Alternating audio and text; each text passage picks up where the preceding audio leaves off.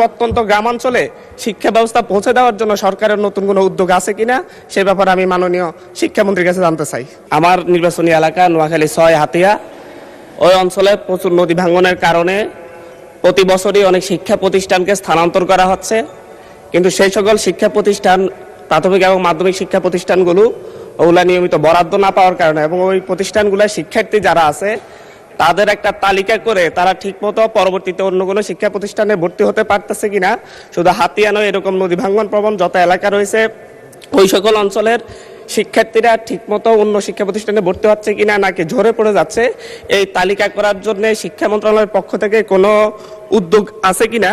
এবং পাশাপাশি হরিণের দেশ নিজনদ্বীপ ইউনিয়ন প্রায় 25,000 জনগণের বসবাস, সেখানে একটিও মাধ্যমিক শিক্ষা প্রতিষ্ঠান নেই।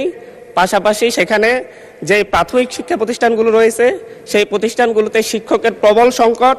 এই ব্যাপারে পিছিয়ে পড়া জনগোষ্ঠীর জন্য এবং আমাদের প্রত্যন্ত গ্রামাঞ্চলে শিক্ষা ব্যবস্থা পৌঁছে দেওয়ার জন্য সরকারের নতুন কোনো উদ্যোগ আছে কিনা সে ব্যাপারে আমি মাননীয় শিক্ষামন্ত্রীর কাছে জানতে চাই।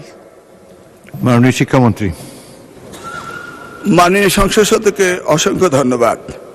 ইতিপূর্বে 2001 থেকে 2006 সালে নকল প্রতিরোধ আন্দোলনের সময় আমি সেখানে গিয়েছিলাম এবং দেখেছিলাম নদী ভাঙ্গনে কলেজ চলে যাচ্ছিল এবং সাবেক প্রধানমন্ত্রী বেগম খালেদা জিয়ার সময় সেই কলেজগুলোকে সরিয়ে ভালো অবস্থানে নেওয়া হয়েছিল।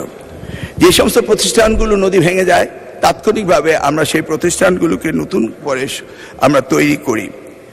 তবে উনি যেটা বলেছেন সেখানে শিক্ষায় ঝরে পড়া, আমরা ঝরে পড়ার ব্যাপারও আমাদের বিভিন্ন প্রজেক্ট থেকে আমরা সেগুলোকে দেখি, পর্যালোচনা করি।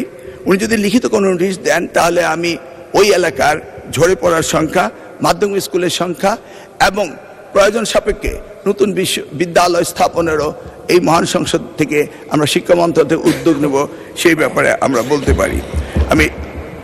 আমি এটাও বলতে পারি যে বিভিন্ন প্রশ্নে এসছে বিরোধী দলের বিষয়ে, আমি এটাও বলতে পারি মাননীয় প্রধানমন্ত্রী আমাদেরকে নির্দেশ দিয়েছেন সারা বাংলাদেশে শিক্ষাকে দলীয়করণ না করে শিক্ষা সকলেরই ব্যবহারযোগ্য সামগ্রী, এই শিক্ষাকে উন্নত করার জন্য তিনি নির্দেশ দিয়েছেন।